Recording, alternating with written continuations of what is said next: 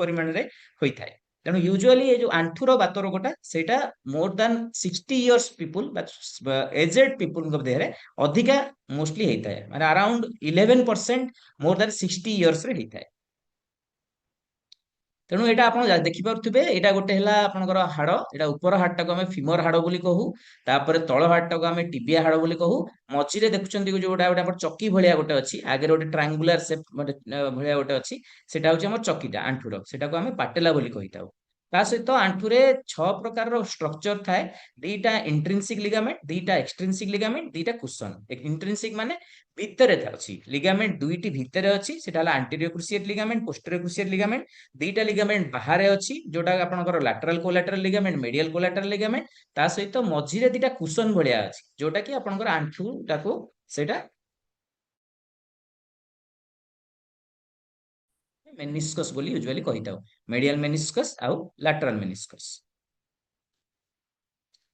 ତେଣୁ ଏଇ ଯୋଉ ବାତ ରୋଗ, ତେଣୁ ତାହା କାହାକୁ ସେଟା ମେନଲି ଆପଣଙ୍କର ଯୋଉ ଅଛି ହାଡ, ତା ଉପରେ ଗୋଟେ କାର୍ଟିଲେଜ ପ୍ରୋଟେକ୍ଟିଭ ଲେୟାର ଥାଏ। ହାଡକୁ ହାଡ ନହେଲେ ତ ଘଷି ହବ ନା, ତା ଦେହରେ ଗୋଟେ ଯୋଉଟାକୁ ଆମେ ସାଇନୋଭିଆଲ ଫ୍ଲୁଇଡ କହିଥାଉ, ତା ସହିତ ଗୋଟେ ପ୍ରୋଟେକ୍ଟିଭ ଲେୟାର ଥାଏ ହାଡ ଉପରେ, ଯୋଉଟାକୁ ଆମେ କାର୍ଟିଲେଜ ବୋଲି କହିଥାଉ। ତେଣୁ ଯଦି ଯୋଉ ବାତ ରୋଗ ହେଲା, ସେଥିରେ କଣ ଏଇ ସବୁ ଜିନିଷ, ସେ ଯୋଉ କାର୍ଟିଲେଜ ଲେୟାରଟା, ହାଡ, ତା ସହିତ ସେ ଯୋଉ ଅଏଲଟା ଅଛି ସାଇନୋଭିଆଲ ଫ୍ଲୁଇଡ, ତା ସହିତ ହାଡ ଉପରେ ଯୋଉ କଭରିଂଟା କ୍ୟାପସୁଲ, ତା ସହିତ ହାଡକୁ ହାଡ ଯୋଉ କନେକ୍ଟ କରିଛି, ଯୋଉଟା ମୁଁ କହିଲି 6ଟା ଇଣ୍ଟ୍ରିନ୍ସିକ ଲିଗାମେଣ୍ଟ ଅଛି ଆପଣଙ୍କର, ତା ସହିତ ମାଂସପେଶୀ, ଏ ସବୁ ଖରାପ ହେଇଯାଇଥାଏ।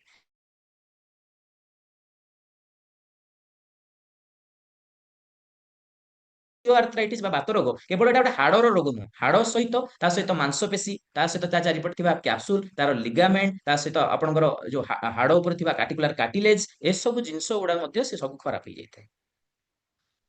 ତେଣୁ ଏ ଆର୍ଟିକୁଲାର କାର୍ଟିଲେଜ କଣ, ଏଇଟା ଦେଖୁଛନ୍ତି ଆପଣ, ଯେମିତି ଏଇ ଯୋଉ ହାଡ, ଏଇ ଯୋଉ ହାଡର ଉପରେ ଯୋଉ କାର୍ଟିଲେଜ ଖରାପ ହେଲେ ଏଇଭଳିଆ କଣ୍ଡିସନ ହେଇଯାଏ। ଆମର ହାଡଟା କିନ୍ତୁ ଯେତେବେଳେ ଆପଣଙ୍କର ଆର୍ଟିକୁଲାର କାର୍ଟିଲେଜ ଆପଣଙ୍କର ଖରାପ ହେଇଗଲା, ସେତେବେଳେ ଏଇ ଯୋଉ ଉପରେ ଫିମର ଯୋଉ ବୋନ ଅଛି, ଉପର ଥାଏ ବୋନ ଯୋଉଟା ଆମେ ଫିମର ବୋନ କହୁ, ଲେଗ ବୋନ ଯୋଉଟାକୁ ଆମେ ଟିବିଆ ବୋଲି କହୁ, ସେ ଉପରେ ଯୋଉ କଭରିଂ ଅଛି କାର୍ଟିଲେଜ ଖରାପ ହେଇଯାଏ। ତେଣୁ ୟୁଜୁଆଲି ସେଟା 0.5 ରୁ 1 ସେଣ୍ଟିମିଟର ଥିକନେସ ର ଥାଏ। ଆଉ ସେଇଟା ଯେତେବେଳେ ଗୋଟେ ସ୍ମୁଥ ସାଇନି ଇଲାଷ୍ଟିକ ଷ୍ଟ୍ରକ୍ଚର ଗୋଟେ ଥାଏ, ସେଟା ଗୋଟେ ସକ୍ ଆବଜର୍ଭର ବା କୁସନ ଭାବରେ ସେଟା କାମ କରେ। ତେଣୁ ଯେତେବେଳେ ଫାଷ୍ଟ ଷ୍ଟ୍ରକ୍ଚର ଯୋଉଟା ଆଫେକ୍ଟ ହୁଏ, ଯୋଉଟା ସେଇଟା ହେଲା ଗୋଟେ କାର୍ଟିଲେଜ। ଯଦି କାର୍ଟିଲେଜ ଖରାପ ହେଇଗଲା, ତାହେଲେ ସେଟା ହାଡକୁ ହାଡ ତାପରେ ଘଷି ହୁଏ, ତେଣୁ ହାଡ କ୍ଷୟ ହେଇଯାଏ ବା ବୋନ ଲସ୍ ଯୋଉଟାକୁ କହୁ ଆମେ, ସେଟା ହେଇଯାଏ। ତେଣୁ ବୋନ ର ସ୍କ୍ଲେରୋସିସ୍, ଜଏଣ୍ଟସ, ହାଡ ଭିତରେ ଯୋଉ ସ୍ପେସ ଟା ଥାଏ, ଯୋଉ ଗ୍ୟାପିଂ ଟା ଥାଏ, ସେ ଗ୍ୟାପିଂ ଟା ମଧ୍ୟ କମ ହେଇଯାଏ। ତା ଯୋଗୁ ଆମର ହାଡ, ଆମର ଯେତେବେଳେ ଆଣ୍ଠୁ ଟା ନର୍ମାଲି ସିଧା ରହିବା ଦରକାର, ମାନେ ଟିବିଆ ଫିମର ବୋନ ଉପରେ ଏମିତି ରହିବା ଦରକାର, ଆପଣଙ୍କର ଏମିତି ହେଇକି ରହି ସିଧା ରହିବା ଦରକାର। ୟୁଜୁଆଲି ଯେତେବେଳେ ଆପଣଙ୍କର ଏ ସବୁ ହାଡ ଉପରେ ସବୁ ସେ ସବୁ ଏମିତି ବଙ୍କା ହେବାକୁ ଷ୍ଟାର୍ଟ କରେ ହେଲା। ତେଣୁ ସେଟାକୁ ବେଣ୍ଡିଙ୍ଗ ହେବାକୁ ଷ୍ଟାର୍ଟ ହୁଏ। ବହୁତ ଗୁଡେ ଆପଣ ଦେଖିଥିବେ, ଆପଣଙ୍କର ଏଜେଡ ହେଇଗଲେ ଟିକେ ଆଣ୍ଠୁ ସବୁ ବେଣ୍ଡ ହବାକୁ ଷ୍ଟାର୍ଟ କରେ। ତେଣୁ ଏଇଥିପାଇଁ ବେଣ୍ଡ ହବାକୁ ଷ୍ଟାର୍ଟ କରେ, କାହିଁକି ନା ସେଇ କାର୍ଟିଲେଜ ଖରାପ ହେଇଯାଏ, ମାଂସପେଶୀ ଖରାପ ହେଇଯାଏ, ତା ସହିତ ଆପଣଙ୍କ ହାଡ ହାଡ ଘଷି ହେଇକି ସେ କାର୍ଟିଲେଜ ଟା ଆପଣଙ୍କର ଆଣ୍ଠୁ ବଙ୍କା ହେଇଯାଏ।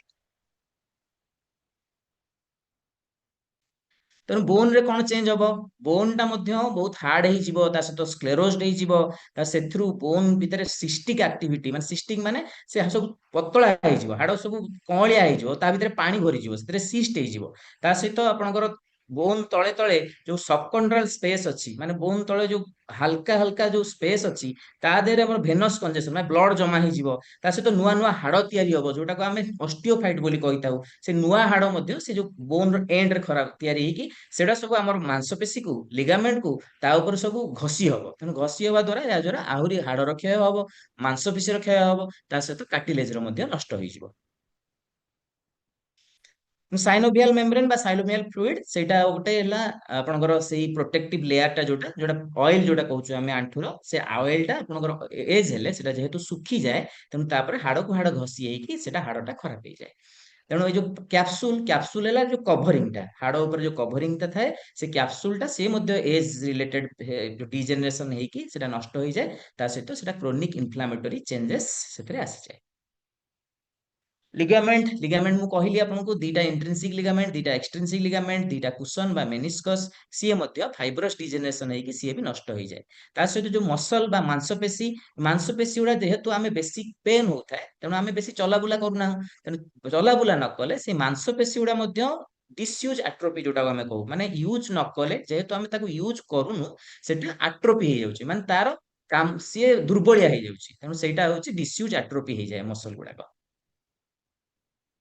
तेणु कौन कौन सब रिस्क फैक्टर यूजुअली आसुची हमर यदि आपनकर 45 वर्ष रु अधिका जो मान सब हमर फीमेल यूजुअली जो मानकर पोस्ट मेनोपोजल जो मानकर पीरियड सरी गलानी से भलिया फीमेल मानक केस रे यूजुअली बेसी এই जो हॉर्मोनल इम्बालांस देखा जाए जेहेतु हॉर्मोनल सपोर्ट आगुरु थाए जेतेबेले आपनकर जो मासिकिया चलीची पीरियड चलीची सेतेबेले आपनकर जो हार्मोन गुडा सपोर्ट थाए हाड़ को हाड़ को सेटा स्ट्रेंथ देता है किंतु जेतेबेले 45 इयर्स एबव रही गला कि पोस्ट मेनोपोजल वुमेन मेनली जो मानकर पीरियड मासिकिया सरी गलानी से मानकर हार्मोनल आउ तापरे सपोर्ट टा रहेनी तेणु सेतबे हाड़ वीक हो जाए ता सहित ओबेसिटी जो माने सब मोटा थांती तांकर से जो जॉइंट ऊपर अधिक प्रेशर पड़िकी सेटा हुए ता सहित प्रीवियस नी इंजुरी प्रीवियसली यदि आपनकर आगुर पड़िथिबे कोडे गोटे हाड़ भांगी जाइथिबो कि हाड़ माड़ हो जाइथिबो छेची जाइथिबो लिगामेंट इंजुरी जाइथिबो किछि मसल छिड़ी जाइथिबो ए सब केस रे मध्य आपनकर ऑस्टियोआर्थराइटिस ऑफ द नी बा बात रोग आंठुर एटा बहुत कॉमन ता सहित लोअर एक्सट्रीमिटी माल अलाइनमेंट माने जदि आपनकर आगुरु ऑलरेडी छोट बिलु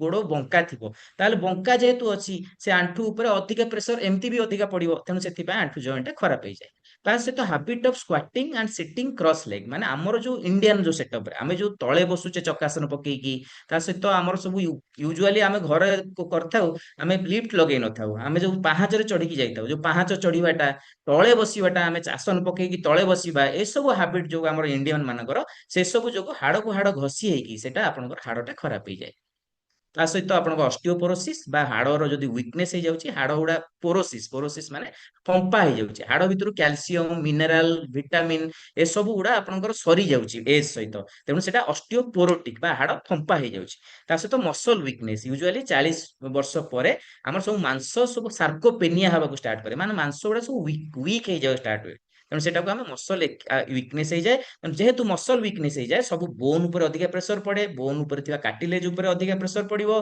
ता सहित आपनकर कैप्सूल उपर प्रेशर पड़िबो तेणु सेडा सब क्षय हो जाई कि हाड़ को हाड़ घसी हेबो एवं आपनकर आंठुर सेटा बात रोग बा ऑस्टियोआर्थराइटिस सेटा हेजिबो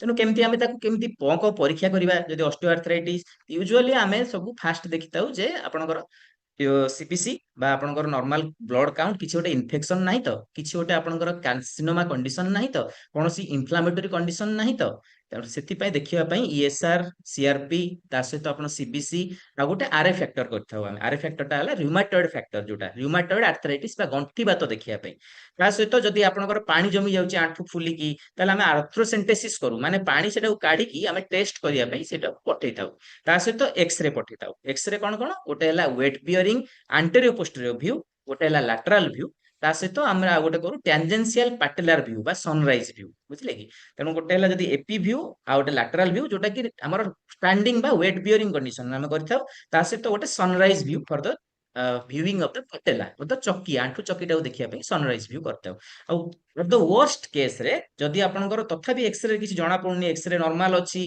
किछि पेशेंट को तथापि चालले पेन होउची ताहाले आमे एमआरआई परीक्षा करथाउ जे आपनकर आंठुर कार्टिलेज कंडीशन कोन अछि मसल कंडीशन कोन अछि लिगामेंट कंडीशन कोन अछि एमआरआई टा यूजुअली आंठुर आपनकर सब सॉफ्ट टिश्यू ता आंठु चारि पटे थिबा जो मांसपेशी लिगामेंट ता आपन सॉफ्ट टिश्यू ए सब देखिया पे एमआरआई हेल्प करता है आ एक्सरे हेल्प करता है आपनकर आंठुर हाड़ देखिया पे बोन देखिया पे तेणु कौन कौन सिम्पटम आपनकर हबो जदि आंठुर बात रोग होला तने आपनकर पेन हबो जॉइंट आपनकर स्टिफ हे जिवो आंठु भांगीबोनी बेले बेले गोटे पोजीशन रे रहि जिवो आंठु फुली जिवो ता सहित आपनकर क्रेपिटस बा कड़कड़ साउंड हबो ता सहित केते जनकर गोड़ बंका हे जिवो भारस डिफॉर्मिटी हे जिवो ता सहित फुलीबो आंठु फुलीबो पानी जमा हबो तेणु आपनकर टेस्ट कले से जो आर्थ्रोसेंटेसिस करके हमें पानी टाको टेस्ट पे पठौ सेटा देखिबे केते क्लियर फ्लूइड और विस्कोस फ्लूइड आसीबो हाई विस्कोसिटी फ्लूइड आसीबो आउ डब्ल्यूबीसी रे डब्ल्यूबीसी टा केते कमी जाइथिबो नहले बहुत बढ़ी जाइथिबो जदि इन्फेक्टिव कंडीशन हेतिबो मोर दैन 10,000 हे जाइथिबो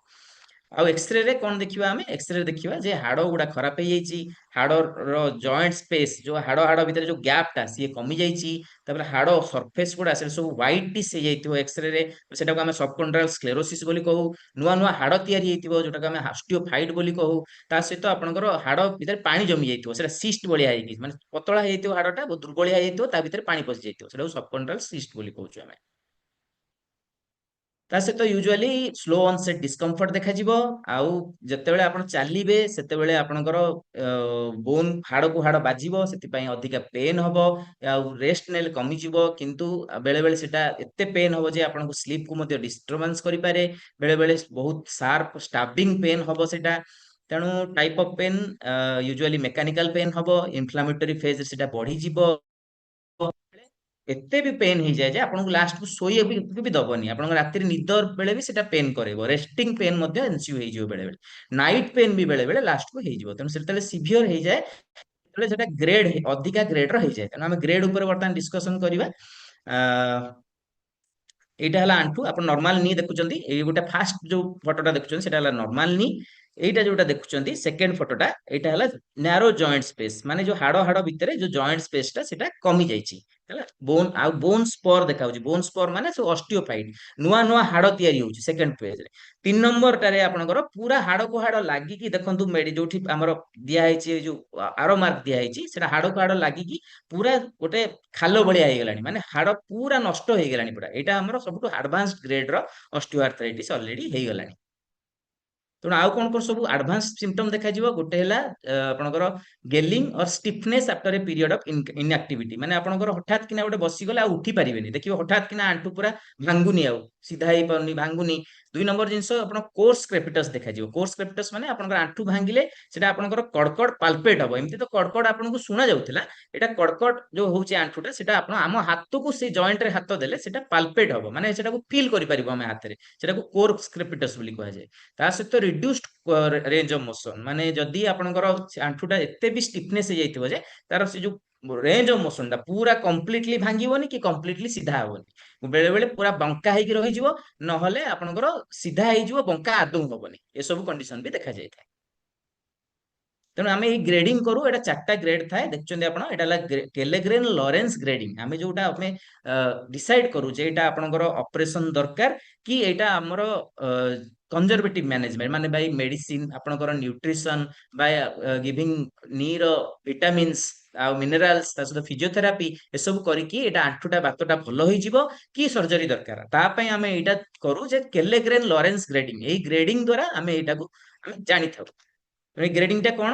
ଗ୍ରେଡିଂ ହେଲା 1, ଏଇ ଯୋଉ ଫାଷ୍ଟ ଗ୍ରେଡ ଟା ଦେଖନ୍ତୁ, ଗ୍ରେଡ 1 ମାନେ ଆପଣଙ୍କର ଏଇ ଯୋଉ ଦେଖନ୍ତୁ ଯୋଉ ମେଡିଆଲ ସାଇଡ ରେ ଯୋଉ ପଟ ସାଇଡ ରେ ଆପଣଙ୍କର ମୁଁ ଦେଖେଇଥିଲି, ଏଇ ପିକ୍ଚରରେ ଦେଖେଇଥିଲି ଆପଣଙ୍କୁ ନର୍ମାଲ ସ୍ପେସ, ସେକେଣ୍ଡ ରେ ହେଲା ନ୍ୟାରୋ ଜଏଣ୍ଟ ସ୍ପେସ, ବୁଝିପାରୁଛନ୍ତି, ଦେଖୁଛନ୍ତି।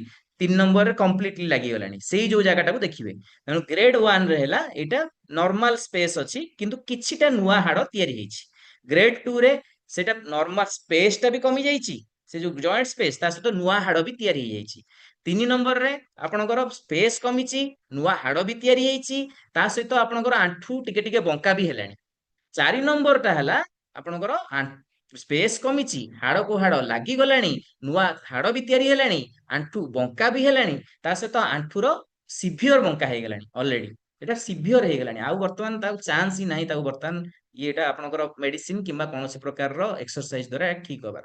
ତେଣୁ ଆମେ ଯୋଉ ଫାଷ୍ଟ, ସେକେଣ୍ଡ ଆଉ ଥାର୍ଡ ଗ୍ରେଡରେ ଆମର ମାଧବ ଭାଇ ବହୁତ ବଢିଆ କିନା ଆପଣଙ୍କର ଆପଣଙ୍କୁ ଇଏ କରୁଛନ୍ତି ଯେ ଆପଣଙ୍କର ମେଡିକେସନ୍ସ, ତା ସହିତ ଆପଣଙ୍କର ଫିଜିଓଥେରାପି, ତା ସହିତ ବିଭିନ୍ନ ପ୍ରକାର ଭିଟାମିନ, ଆଣ୍ଠୁର ଆପଣଙ୍କର କିଛି ଭିଟାମିନ୍ସ ଆସୁଛି, ଏସବୁ ଦ୍ୱାରା ଗ୍ରେଡ 1, ଗ୍ରେଡ 2, ଗ୍ରେଡ 3 ୟାକୁ ବ୍ୟୁଟିଫୁଲି ୱି କ୍ୟାନ କ୍ୟୁର।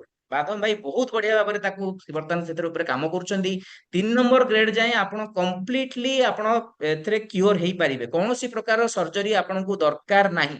ଗ୍ରେଡ 3 କେଲେଗ୍ରେନ ଲରେନ୍ସ ଯାଏଁ ଆପଣ ପୁରା କନଜରଭେଟିଭ ମ୍ୟାନେଜମେଣ୍ଟ, ତାଙ୍କ ସହିତ ଆମର ମାଧବ ଭାଇଙ୍କ ସହିତ ରହିବେ, କମ୍ପ୍ଲିଟଲି ଫିଜିଓଥେରାପି, ବିଭିନ୍ନ ପ୍ରକାର ନ୍ୟୁଟ୍ରିସନ୍ସ, ଆଉ ତା ସହିତ ମେଡିକେସନ୍ସ, ଆଣ୍ଠୁର ଭିଟାମିନ୍ସ, ଏହା ଦ୍ୱାରା କମ୍ପ୍ଲିଟଲି ଏଟା କ୍ୟୁର ହେଇପାରିବ। କିନ୍ତୁ ଯଦି ଆପଣଙ୍କର ଗ୍ରେଡ 4 ହେଇଗଲାଣି, ଅଲରେଡି ହାଡ ଆଣ୍ଠୁ ବେଣ୍ଡ ହେଇଗଲାଣି, ବଙ୍କି ଗଲାଣି, ତା ସହିତ ହାଡକୁ ହାଡ ପୁରା କମ୍ପ୍ଲିଟଲି ଲାଗିଗଲାଣି, ଘଷି ହେଇଗଲାଣି, ତ ଆଣ୍ଠୁର ବୋନ ର ଲସ୍ ହେଇଗଲାଣି, ନୂଆ ହାଡ ତିଆରି ହେଇଗଲାଣି, ଜଏଣ୍ଟ ସ୍ପେସ ଜମା ନାହିଁ, ଦେନ୍ କମ୍ସ ଆୱାର ରୋଲ। ଦେନ୍ ଆମ ଅର୍ଥୋପେଡିକ ସର୍ଜନ ମାନଙ୍କର ରୋଲ ସେତିକିବେଳେ ଆସେ ଯେତେବେଳେ ସେଟା ଗ୍ରେଡ 4 ହେଇଯାଏ। ସେ ଗ୍ରେଡ 4 ରେ ଆମେ କଣ କରୁ, ସେଟାକୁ ଆମେ କଣ କରୁ, ଯୋଉ କହନ୍ତି ବହୁତ ଲୋକ ଡରନ୍ତି ଯେ ଏଇଟା ଟୋଟାଲ ନି ରିପ୍ଲେସମେଣ୍ଟ, ବଡ ଜିନିଷଟେ କଣ ଗୋଟେ ନୂଆ ଆଣ୍ଠୁ ଲଗେଇଦେବେ, ନୂଆ ଆଣ୍ଠୁ ଲଗେଇ ଦେଇପାରିବେ, ଆମେ ଚାଲି ପାରିବୁନି, ତାପରେ ଆଉ ବସି ପାରିବୁନି, କିଛି କରିପାରିବୁନି। ଏସବୁ ଭ୍ରାନ୍ତ ଧାରଣା ଆଜ୍ଞା, ଏସବୁ ଲୋକମାନଙ୍କୁ ଠକିବାର ସବୁ ଉପାୟ। ଯଦି ଆପଣଙ୍କର ଗ୍ରେଡ 4 ହେଇଗଲାଣି, ଗ୍ରେଡ 4 ରେ ବର୍ତ୍ତମାନ ଆମର ଟୋଟାଲ ନି ରିପ୍ଲେସମେଣ୍ଟ ମାନେ ଆମେ ସେଇ ହାଡର ସର୍ଫେସ ଟା ଯୋଉଟା ସବୁ ଖରାପ ହେଇଗଲାଣି ତାକୁ ଖାଲି ଆମେ ସଫା କରିଦଉ ଏବଂ ତା ଉପରେ କ୍ୟାପିଂ କରିଦଉ। ମାନେ ଏଇଟା ଗୋଟେ ପ୍ରୋସେସ ଅଫ ରିସର୍ଫେସିଂ, ମାନେ ସର୍ଫେସ ଯୋଉଟା ଖରାପ ହେଇଯାଇଛି ତାକୁ ଆମେ ଟିକେ ଟିକେ ତାକୁ ସାଇଜ କରିଦଉ ଖୋଲିକି, ଏବଂ ତାକୁ କ୍ୟାପିଂ କରିଦଉ। ଯେମିତି ଆପଣଙ୍କର ଦାନ୍ତ ଯେତେବେଳେ ନଷ୍ଟ ହେଇଯାଏ, ଆପଣ ଶୁଣିଥିବେ ରୁଟ କେନାଲ ଦାନ୍ତର କରୁଛୁ, ଦାନ୍ତର କ୍ୟାପିଂ କରାହଉଛି। ତେଣୁ ଏଇଟା ଗୋଟେ ପ୍ରୋସେସ ଅଫ କ୍ୟାପିଂ। ତେଣୁ ଯେହେତୁ ଆମେ ହାଡ ଖରାପ ହେଇଗଲାଣି, ଯେମିତି ଦାନ୍ତ ଖରାପ ହେଇଗଲେ ଆମେ ରୁଟ କେନାଲ କରୁଛୁ, ତା ଉପରେ କ୍ୟାପ ଦେଇ ଦଉଛୁ, ସେମିତି ଆଣ୍ଠୁର ହାଡ ଖରାପ ହେଇଗଲେ କେବଳ ଆମେ ସେଟାକୁ ରୁଟ କେନାଲ ଭଳିଆ ଗୋଟେ ତାକୁ ଗୋଟେ ବେସ୍ ପ୍ଲେଟ ଭଳିଆ ବସେଇ ଦଉଛୁ, ତା ଉପରେ କ୍ୟାପିଂ କରିଦଉଛୁ। ତେଣୁ only A process of capping, that also only in grade 4, ଯଦି ଆପଣଙ୍କର ଆଣ୍ଠୁ କମ୍ପ୍ଲିଟଲି ନଷ୍ଟ ହେଇଗଲାଣି। ନହେଲେ ଗ୍ରେଡ 3 ଯାଏଁ ଆମର ମାଧବ ଭାଇ ଯେମିତି ଆପଣଙ୍କୁ ବତଉଛନ୍ତି ବିଭିନ୍ନ ପ୍ରକାରର ମେଡିକେସନ୍ସ, ସେ ତ ବେଶୀ ଆପଣଙ୍କୁ ପେନ୍ କିଲର ଦିଅନ୍ତି ନାହିଁ, ସେ ମେନଲି ନ୍ୟୁଟ୍ରିସନ୍ସ, ଆପଣଙ୍କର ଆଣ୍ଠୁର ଭିଟାମିନ୍ସ, ଆପଣ ଫିଜିଓଥେରାପି, ଏଇ ତିନୋଟି ତାଙ୍କର ମୁଖ୍ୟ ମନ୍ତ୍ର। ଆଉ ମାଧବ ଭାଇ ବହୁତ ବଢିଆ କାମ କରୁଛନ୍ତି। ଗ୍ରେଡ 3 ଯାଏଁ ଆପଣଙ୍କୁ ବହୁତ ଲୋକଙ୍କୁ ବହୁତ କିଓର କରିସାରିଲେଣି।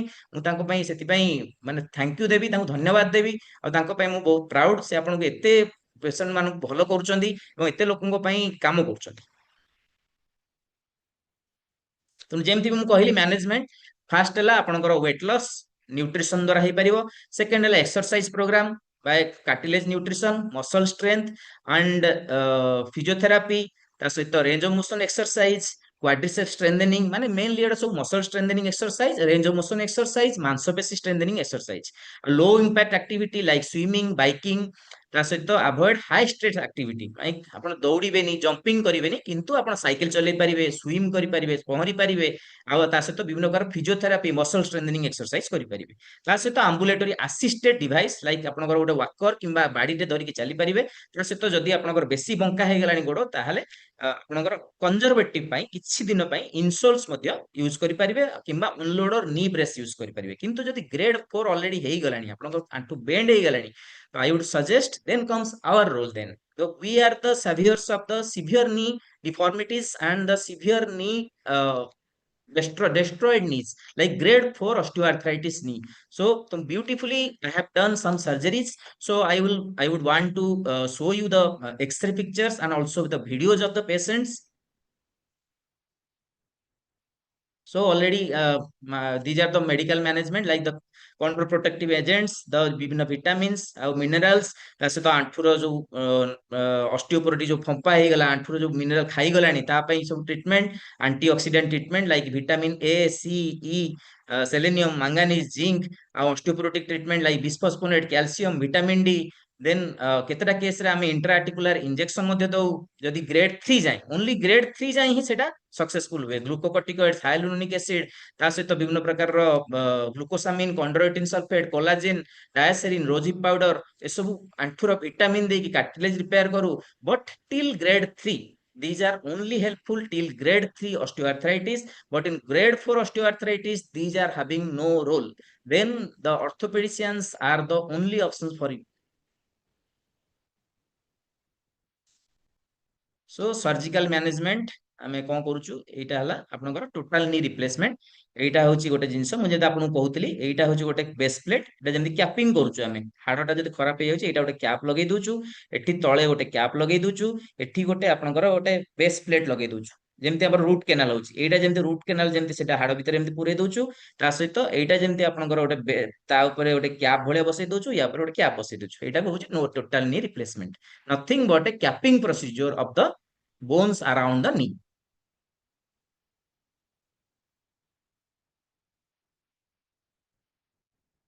ତେଣୁ ଫାଷ୍ଟ ମୁଁ ଏଇଟା ଦେଖିବାକୁ ଚାହିଁବି, ଆପଣଙ୍କର ଏଇଟା ଗୋଟେ ଏକ୍ସରେ, ଏଇଟା ଆପଣଙ୍କର ମିସେସ୍ ମାଧୁରୀ ପଟ୍ଟନାୟକ, ଇଏ ହେଇଥିଲେ 2023 ରେ। ଆପଣ ଦେଖୁଥିବେ, ଆପଣଙ୍କ ନାଁ ବି ମେନସନ ଅଛି, ମାଧୁରୀ ପଟ୍ଟନାୟକ। ସୋ ସି କେମ୍ ଟୁ ମି recently and I have taken the X-ray, okay, on only 27 January 2026. Okay, you can see the date also. Okay, this is the latest x-ray of her. And I'm having the video, but the video is not playing here. Also, I am having the video. She is working beautifully now. And this is the post X-ray. And after 3 years, okay, and she is working beautifully, and she is very happy. This is the X-ray of Basanti Malik. So याकर पूरा हाड़ पूरा completely खराब ହେଇଥିଲା ଆପଣ ଦେଖୁଛନ୍ତି right side ଟା। ତେଣୁ ତାଙ୍କର ଏଇଟା ଯେମିତି ଆମେ କରିଛୁ ଏଇଟା ଟୋଟାଲ ନି ରିପ୍ଲେସମେଣ୍ଟ କରିଛୁ ରାଇଟ୍ ନିଟା। ତେଣୁ ଏଇଟା just a process of capping only. ତା ସହିତ ଇଏ ହେଲା ଆମର କାବୁଲି ସାହୁ। ଇଏ ଆଉ ଜଣେ ପେସେଣ୍ଟ ଆମର ସେ 28/1/2026 ରେ ମୋ ପାଖରେ ଭର୍ତ୍ତି ହେଇଥିଲେ। ତା ସହିତ ତାଙ୍କର ଏଇଟା ଆପଣ ଦେଖିପାରୁଥିବେ ତାଙ୍କର post of x-ray Kabuli Sahu already ଲେଖା ହେଇଛି ତାଙ୍କର। ଏଇଟା 2/2 ରେ ଆମେ ଏକ୍ସରେ କରିଛୁ ତାଙ୍କର ନେକ୍ସଟ ଏକ୍ସରେ। ସୋ ଏମାନେ ତ ଏବେ ହେଇଛନ୍ତି ତେଣୁ ତାଙ୍କର ଫଲୋ ଭିଡିଓ ଆସିନି। ମୁଁ ତଥାପି ଆପଣଙ୍କୁ ଭିଡିଓ କିଛିଟା ମୁଁ ଦେଖେଇ ଦଉଛି।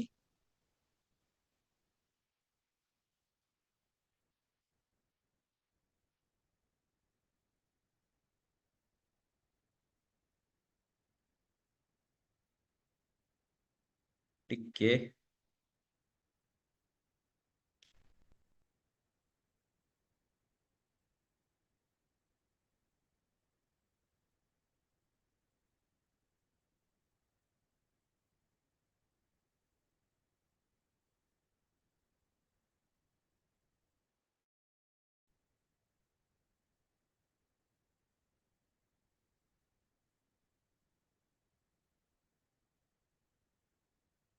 ଇଏ ପେସେଣ୍ଟ ହେଲେ ମୋର ବାଇଲେଟରାଲ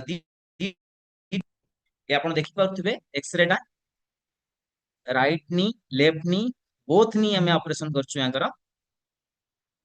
ଏଟା ରାଇଟ ଲେଫ୍ଟ ଟା ଆଗରୁ ହେଇଥିଲା ସେ ଅଲରେଡି ବଢିଆ ଚାଲୁଛନ୍ତି। ଏବେ ରାଇଟ ଟା ଏବେ କରିଛି। ଏଟା ଜଷ୍ଟ ତାଙ୍କର ଅପରେସନ ପରେ ପରେ ହିଁ ଏଟା ଭିଡିଓ। ଜଷ୍ଟ ଯୋଉ ଦିନ ଅପରେସନ ହେଇଛନ୍ତି ତା ପର ଦିନର ଏଟା।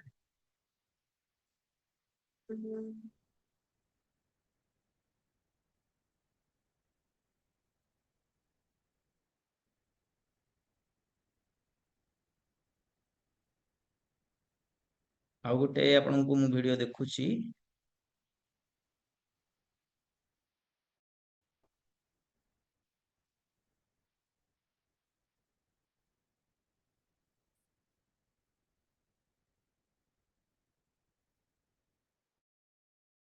ତାଙ୍କର ରାଇଟ ନି ରିପ୍ଲେସମେଣ୍ଟ ହେଇଛି ଜଷ୍ଟ ଅପରେସନ ର ପର ଦିନର ଫଟୋ। ମାଉସୀ ବହୁତ ଖୁସି ଅଛନ୍ତି, ସ୍ମାଇଲ ବି କରୁଛନ୍ତି।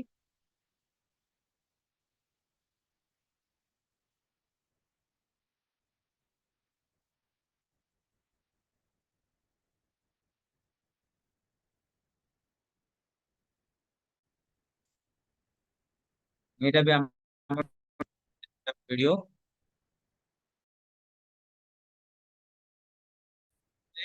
ଅପରେସନ ପୂର୍ବରୁ, ଏଇଟା ଅପରେସନ ପରେ ପରେ। ଏଇଟା ଅପରେସନ ର 14 ଦିନ ପରେ ଷ୍ଟିଚ୍ ଖୋଲା ହେଇଯାଇଛି। ତାପରେ ସେ ଇଣ୍ଡିପେଣ୍ଡେଣ୍ଟଲି ନିଜେ ଚାଲୁଛନ୍ତି।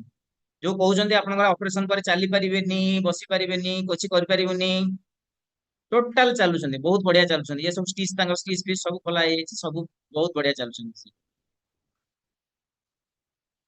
ବ୍ୟୁଟିଫୁଲି ଡନ୍ ଲେଫ୍ଟ ନି replacement.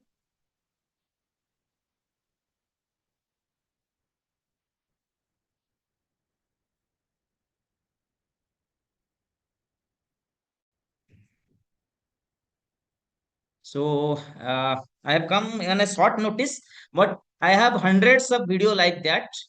Okay, of successfully conducting the total knee replacements in, and patients are very much painless, and we are very happy now. And I perform them only in case of advanced grade 4 osteoarthritis knee until grade 3। grade 3 ଯାଏ ମୁଁ ଆପଣ ମାଧବ ଭାଇଙ୍କ ପାଖକୁ ମାନେ ଆଖି ବୁଝିକି ଆପଣ trust କରିପାରିବେ। ସିଏ ବହୁତ ବଢିଆ କାମ କରୁଛନ୍ତି। ଆଉ ଆପଣଙ୍କର ଯଦି ଗ୍ରେଡ 4 ହେଇଗଲା ତେଣୁ ଆପଣ କୌଣସି ତାହେଲେ ଆପଣ ବାଦମ ଭାଇ ନିଜେ ହିଁ ଆମ ପାଖକୁ ପଠେଇବେ ସେଇଟା। वाओ ତା भाई, ସହିତ थैंक यू सो मच। बहुत बढ़िया ମୁଁ वंडरफुल रिजल्ट्स अपन देखेले।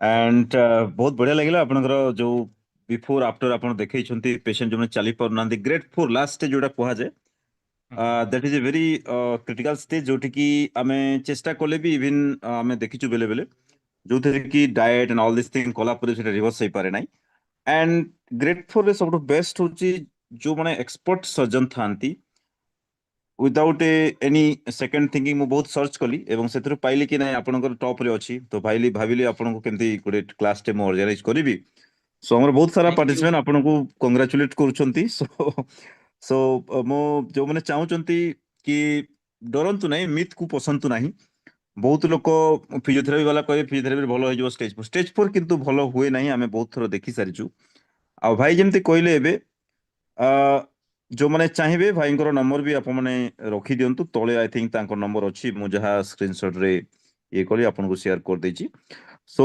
Please take the screenshot of doctor Rashmi Ranjan Das in IMS SUM hospital so आपण माने ए नंबर टिके नोट कर दियंतु 80932 89185 आपण जेमती तांकर टॉक सुनले जदि भी किछि ऑर्थोपेडिक रिलेटेड प्रॉब्लम थिबो जोटा कि स्टेज 4 कि लास्ट स्टेज जोटा you can consult with him also so भाई आपनको बहुत सारा हमारा पार्टिसिपेंट थैंक यू कहउचंती okay so we are You are obliged really welcome. obliged for that Thank you, आमे Dr. चाहूचु Madhav. You are doing a great job, wonderful job. I have seen in most of the right India is the diabetic capital of the world, but you yeah are doing a noble job of reversing the diabetes. That a very noble right concept, a new concept, and a emerging concept. So God bless you. wonderful God bless all your team members thank you भाई and all your and effort, and be ମୁଁ you ଚାହୁଁଛି ଭାଇ succeed ଯଦି and be more yeah successful in creating a diabetes free India. Thank you भाई thank you so much ମୁଁ ଚାହୁଁଛି ଭାଇ କି ବହୁତ ସାରା ପେସେଣ୍ଟ କହୁଛନ୍ତି ଆଉ ଥରେ ଆପଣ କ୍ଲାସ ନିଅନ୍ତୁ ସୋ ପାର୍ଟ 2 ଆପଣ କେବେ ଯଦି ଆମେ ଦେଖିବା 1 ୱିକ୍ ପରେ so uh, if you have a ଆଉ 1 ୱିକ୍ ଫୁଲ୍ ପରେ ମୁଁ ଆହୁରି ମୋର ବେସିକ୍ ଏଇଟା ତ ଆପ୍ଟିଟ୍ୟୁଡ ସର୍ଟ ନୋଟିସ ରେ ଗୋଟେ ଏକ୍ସାକ୍ଟଲି ଥିଲା। ସର୍ଟ ନୋଟିସ ରେ ମୁଁ ହେଇଛି ଆଉ ଟିକେ ଆମେ ଆଉ ଥରେ ବି ସକ୍ସେସଫୁଲ କରିବୁ ମୋର ସବୁ ଭିଡିଓ ଗୁଡା ସକ୍ସେସ ଭିଡିଓ Exactly. ଆଉ भाई କିଛିଟା बेटर ଏକ୍ସରେ होबो जदि ପୋଷ୍ଟ आपनकर YouTube चैनल लिंक टिके हमको दे देबे in the chat box so ହଁ ହଁ that ମୁଁ our participant YouTube can get channel in touch with link ଟା that. ଦେଇ ଦଉଛି। So you can share the YouTube channel link in the chat box. ମୁଁ ଚେଷ୍ଟା କରିବି ତାଙ୍କୁ ଆମର 1 year group ରେ ବି ପଠେଇ ଦେବା ପାଇଁ so that if any problem ବହୁତ ସାରା participant sir ପଚାରୁଛନ୍ତି ଭାଇ ଆପଣଙ୍କୁ କି ସାର୍ frozen soldier ରେ କଣ କରିବା ତାପରେ ପଚାରୁଛନ୍ତି ସାର୍ rheumatoid arthritis କଣ କରିବା ରାଇଟ ଅନମ୍ୟୁଟ ତ କରିଦିଅ ବହୁତ ଅନମ୍ୟୁଟ ଜିନିଷ ଅଛି କରିଦିଅ ମୁଁ ଆମେ ଆମେ ନେକ୍ସଟ ଟପିକ ଯେତେବେଳେ ରଖିବା ଆଚ୍ଛା ଠିକ ଅଛି। ତାକୁ okay rheumatoid arthritis frozen soldier ଏଇ ଯୋଉ ସବ ଟପିକ ଗୁଡାକ ଟିକେ ରଖିବା so it will be okay very okay helpful for the all the participant bhai okay okay okay okay no issues okay yeah so thank you to all the participants ମାନେ okay ଦେଖୁଛନ୍ତି ଆଜିର videos କୁ सो ଏବଂ ଆମେ ୟାର recording ବି ଆପଣଙ୍କୁ share କରିଦେବୁ ଆମର ରେକର୍ଡିଂ କରିଦେଇଛୁ ୟାକୁ ସୋ ଯୋଉମାନେ ଆସିନାହାନ୍ତି ଆପଣମାନେ ତାଙ୍କୁ ସେୟାର କରିପାରିବେ ଆଉ ଅଲରେଡି ମୁଁ ଡକ୍ଟର ରଶ୍ମି ଭାଇଙ୍କର ନମ୍ବର ବି ପଠେଇ ଦେଇଛି ଆପଣଙ୍କୁ so is that number is correct ଭାଇ ଯୋଉଟା ମୁଁ ସେୟାର କରିଛି हाँ yes yes that's the number that is the number we are okay available perfect round the clock perfect so बहुत बढ़िया एंड ଯୋଉମାନେ ବି ଚାହିଁବେ ତାଙ୍କ ନମ୍ବର ଟିକେ ନୋଟ୍ କରିଦିଅନ୍ତୁ after the class you can call to him also ଆଉ ତାଙ୍କୁ WhatsApp କରିପାରିବେ ସୋ ଦ୍ୟାଟ୍ କଣ ହବ କି ଯଦି ଟର୍ମିନାଲ ଷ୍ଟେଜ ଯୋଉମାନେ ଥିବେ it is better to operate for very easy operation आगुरु बहुत कॉम्प्लिकेटेड ऑपरेशन थिला हम्म अनएक्सपर्ट माने एक्सपर्टाइज नथिला आगुरु एबे किंतु एते एक्सपर्टाइज हेलानी जोथरे कि आपण जानि पारि पेन बिल्कुल जानि परिबेनी इन स्टेज 4 जोडा हमें कहउछु बट अप टू स्टेज 3 हमें चेष्टा करू रूट कॉज ऊपर काम करिकि डायबिटीज जदि थिबो डायबिटीज को कमै थाउ इन्सुलिन रेजिस्टेंस थिबो ताकू हमें कमै थाउ वेट लॉस हमें करथाउ जेंति आपण रिस्पेक्टर विषय हमको कहउतले डिफरेंट रिस्पेक्टर को नेकी तो ताकू हमें ठीक कला पर बहुत सारा पेशेंट भाई सितरु रिकवर कर जांती किंतु yes yes I was telling also last stage को people आसे like that या ମୁଁ ସେଟା କହୁଥିଲି ମୁଁ କହିଲି ମାଧବ ଭାଇ ଯେମିତି କହୁଛନ୍ତି ସବୁ ଜିନିଷ ନ୍ୟୁଟ୍ରିସନ ଏକ୍ସରସାଇଜେସ୍ ଫିଜିଓଥେରାପି ତା ଦ୍ୱାରା 90% cases of osteoarthritis are cured only but exactly only that the terminal stages the grade 4 that are our domain then comes perfect our role very good so uh, जेमती भाई कहले मैनेजमेंट ऊपर गोटे slide तांकर बढ़िया लागला मु आपन को जो weight loss that's a very important thing कारण 80% ओबेसिटी पेशेंट मानकर ओवरवेट जोगु ही तांकर पेन होता है सो हमर भाई बहुत सारा पेशेंट आपण देखिबे जो माने वेट लॉस करचंती एंड आपण माने भी देखि परिबे आपण कोई भी अच्छा जो माने वेट लॉस करचंती just type I in the chat box all the participant please I request all to you कि जो माने वेट लॉस करि सारचंती हमर प्रोग्राम्स रे आउ केते केजी वेट लॉस करचंती just type in the chat box 5 KG 10 KG 12 KG 13 KG 20 KG please type in the chat box. So Rashmi भाई भी टिके देखि देबे हम पार्टिसिपेंट 25 केजी पीके मोहंती से ये पीके या very good 20 17 KG Very good. Kalavati madam 10 KG Anita madam Most wonderful you know results. And Okay, 13 okay. KG Very good. Himanshu Das sir हैं so Okay, okay. 20 KG Gitanjali Panda madam बहुत सारा पार्टिसिपेंट अछंती Hmm. हम प्रोग्राम इजीली वेट लॉस करि परिबे बहुत बढ़िया, and बहुत सो बढ़िया. रिस्पेक्टर को हमें कमे देवा जिनते कि अपन प्रथम मैनेजमेंट रे कहले वेट लॉस ही तो मुख्य Most, जिंस most. आमे सेटा करूछु Yeah. तापरे अपन But कहले कि also in physiotherapy our quadriceps if they are grade 4 ତାହେଲେ ଆପଣ हम्म ମାନେ ଫାଷ୍ଟ ୱେଟ୍ ଲସ୍ ଟା ବହୁତ ଇମ୍ପୋର୍ଟାଣ୍ଟ। ଆପଣ ଫାଷ୍ଟ ମାଧବ एग्जैक्टली ଭାଇଙ୍କ ପାଖରେ एग्जैक्टली ଯଦି ଆପଣ ଗ୍ରେଡ୍ 4 ବି ଅଛି କିଛିଟା ଟାଇମ ଦିଅନ୍ତୁ, ମାଧବ ଭାଇଙ୍କ ପାଖରେ ୱେଟ୍ ଲସ୍ ପ୍ରୋଗ୍ରାମ ତାଙ୍କର ଜଏନ କରନ୍ତୁ। ୱେଟ୍ परफेक्ट ଲସ୍ କଲା ପରେ ହିଁ ଆମେ ତାକୁ ଆହୁରି ଆପଣଙ୍କର ପୋଷ୍ଟ ଅଫ୍ ରିହାବ ଟା ଆହୁରି ବଢିଆ ହେଇଯିବ। ଯୋଉଟା ଟର୍ମିନାଲ इवन ଷ୍ଟେଜ देखो ସେଥିରେ विवेकानंद ୱେଟ୍ साहू ଲସ୍ अच्छे ବି 40 केजी वेट लॉस करछंती ଆଉ बहुत लोग ବହୁତ ବଢିଆ। अच्छे हम ୱଣ୍ଡରଫୁଲ पार्टिसिपेंट 7 ୱଣ୍ଡରଫୁଲ केजी 2 केजी 12 केजी देखो ଏକ୍ସଲେଣ୍ଟ हमके ରେଜଲ୍ଟସ ଆପଣ ଏକ୍ସଲେଣ୍ଟ ଚାଟ ବକ୍ସ ରେ ରେଜଲ୍ଟସ। ଦେଖି ପାରୁଥିବେ ଆମର ସବୁ ପାର୍ଟିସିପେଣ୍ଟ ଦେଖୁଛି ମାନଙ୍କର କେତେ ଦେଖୁଛି ୱେଟ ମୁଁ। ଲସ୍ ବି ହେଇ ୟେସ୍ ସାରିଛି ୟେସ୍ ୟେସ୍ ତ ଇଟ୍ସ ଭେରି ସୋ ଇଜି ଆମେ ଇନସୁଲିନ ରେଜିଷ୍ଟାନ୍ସ ଉପରେ କାମ କରୁ ମେଟାବolic ହୁଁ ସିଣ୍ଡ୍ରୋମ ଉପରେ କାମ କରୁ ଦ୍ୟାଟ୍ସ ହୁଁ व्हाई आवर ହୁଁ पार्टिसिपेंट ହୁଁ get the best result Satyabhama ହୁଁ madam 20 KG weight loss right so this is the main protocol जोटा हमर चालछि एबे एंड एई ହୁଁ प्रोटोकॉल्स रे बहुत सारा वेट लॉस करछंती किंबा जो माने आ माने अलग अलग प्रॉब्लम रहउछि वेट को नेकी से माने भी वेट लॉस करि परछंती that's a very good thing and हमें ହୁଁ चेष्टा करछु भाई कि बहुत सारा पार्टिसिपेंट जो माने डायबिटीज किंबा ओबेसिटी द्वारा सफर होचंती ଏବଂ ଯୋଉମାନଙ୍କ ଷ୍ଟେଜ 4 କୁ ପଳେଇଲାଣି ଷ୍ଟେଜ 4 ପଳେଇଲା ପରେ ଆପଣଙ୍କ ନମ୍ବର ସେମାନେ ନୋଟ୍ କରିଦେଇଛନ୍ତି ସୋ ଆପଣ ତାଙ୍କୁ ହେଲ୍ପ କରିବେ ଆପଣଙ୍କ ନମ୍ବର ସେମାନେ ସେୟାର ମୁଁ ସେୟାର ଖାଲି କରିଦେଇଛି ଇନ ଦ ଚାଟ୍ ବକ୍ସ ଅସ୍ଟିଓଆର୍ଥ୍ରାଇଟିସ୍ ନାହିଁ, ଯଦି କିଛି ତାଙ୍କର ଫ୍ରୋଜେନ ସୋଲ୍ଡର ହେରିକା ରହୁଛି କି ଆପଣଙ୍କର ପ୍ଲାଣ୍ଟାର ଫାସାଇଟିସ୍ ରହୁଛି, ବୁଝିଲେ କି ୟେସ୍ ୟେସ୍ ସେମାନଙ୍କର ବି ୟେସ୍ ୱେଟ୍ ଲସ୍ ପରେ ଯଦି କିଛି ଅଲଗା କିଛି ୟା ମ୍ୟାନେଜମେଣ୍ଟ ସୋ ଆମେ ନହେଲେ ଭାଇ ନେକ୍ସଟ ଯେମିତି କ୍ଲାସ୍ ନେବା ଆମେ ଫ୍ରୋଜେନ ସୋଲଜର ପ୍ଲାଣ୍ଟାର ଫାଇସାଇଟିସ୍ ଆଉ ଗୋଟେ ନେବା okay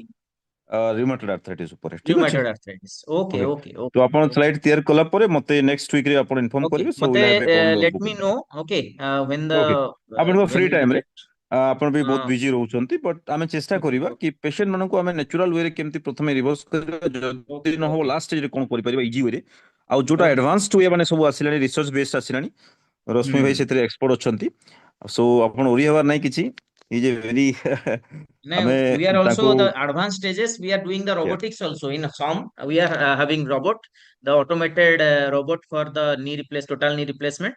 So it is very precise and very painless surgery. so It is a very small incision, and okay we are okay doing the robotic ତ knee ଭାଇ replacement ଆମ also patient in ମାନେ case of ଆପଣଙ୍କର terminal. obviously ଆପଣ ଆପଣ ସେ ବିଷୟରେ ଟିକେ ଜଣେଇବେ robotic and all this thing advance ବିଷୟରେ ଆମ 100%, ପାର୍ଟିସିପେଣ୍ଟ ମାନଙ୍କୁ 100%. ତ ମୁଁ ଚାହୁଁଛି Okay, definitely. माय पेशेंट आम प्रोग्राम रे जो माने एनरोल करंती how they Hmm. Become their own doctor माने at least how they become their own dietitian okay Own doctor, own. So Yes, yes.